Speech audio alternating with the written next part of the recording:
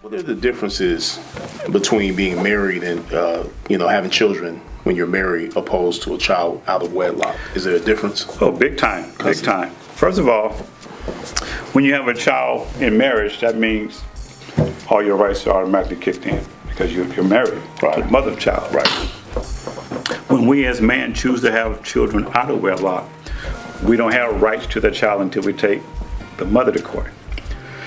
We're considered the non-custodial parent or the presumed parent. Mm-hmm. And they make you fill out this paperwork, which is called Declaration of Paternity. Okay. Called Declaration of Paternity. Right. And first of all, one of the first things you got to understand is what does paternity means? Because a lot of people think that because I signed the birth certificate, they think they're signing this, the birth certificate. This is just a declaration of paternity. Right. Men do not sign birth certificates. Our names go on the birth certificate, but we don't sign them. But my point was, you got to understand what a declaration of paternity means. A declaration of paternity only means that you're the legal father of the child. It does not give you rights to the child. It just says this guy right here is the father of that child. Do you have rights to that child? No. Why? Because it tells you in the paperwork that they make you sign. You think you're signing something good, but you're not getting anything. Because it tells you, legally establish a parent-child relationship between the biological father and the child. Well, the word legally, when you read that word, you think that you're getting something. Right. But to establish a relationship, you got to do that between you and the child. Me signing this piece of paper does not do that. That's not custody. No, not only that, but watch this. There's two sentences out of all of this that everybody's going to miss, and nobody gets it. Two sentences, which is, this would give the father. Now notice how we both have to sign this, but you got to do everything. Mm-hmm. This would give the father parental rights, such as the rights to seek child custody and visitation through a court action. So you have to go to court. Here's the other sentence. A court action must be filed to deal with issues of custody, visitation, or child support. Now notice how when you sign this, look where this piece of paper goes to. Department of Child Support Services. That doesn't go to the court. Exactly. It goes to child support. Why? Because I said earlier, 75% of mothers who get on welfare never legally identify who the father is. So now, because they want you to sign this at the hospital, now all of a sudden all these fathers pop up and we didn't know what to do. Like, well, we was always here. You can't go to the mother and get information from me. You got to come to me and get information from me. Right. So therefore, this goes down to the child support department because we know that she lied to get on welfare. You got to put your social security number on here. Now they got you. And it still takes them over a year to get to you to do your case while she's on welfare. And the money's still adding up. The money's still adding up. Come on. I got this. So who's teaching and telling the father what he has to do?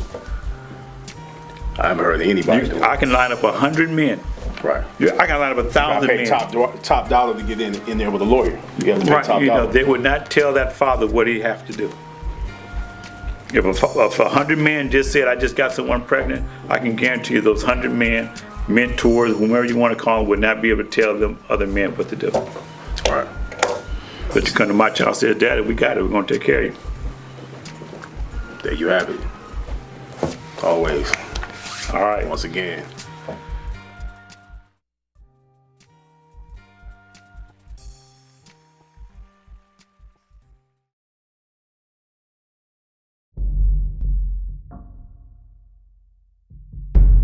Many people have lost their lives trying to reveal the secret. The secret has been hidden from the world for far too long. But now, in order to become successful, a lot of times you have to find your zone that's comfortable for you. When you come to that crossroad and you get to a certain age where you have that epiphany where what the hell am I going to do with the rest of my life, and you don't even have a plan yet, that's when it's time to start writing your shit down. Sometimes, life decisions and life choices steer you another path, but, mistakes are given, being a human. We don't have to be perfect. One day the world's gonna have to come around and recognize that, yeah, this is different, but There's nothing like this out here. You have to let your imagination run wild when it comes to your career, period. Most people only plan for what they think they can get. The universe doesn't like that. The universe wants you to go for what you think is impossible. Dr. King said your character is built not during times of comfort and convenience, but during times of conflict and controversy. When you see an obstacle, don't let it deter you.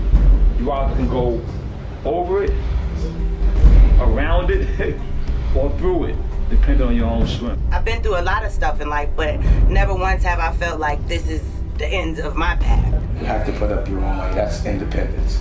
If someone else is putting up the money, that's dependence. If you don't see yourself coming out as a boss at that place, get the fuck out of there.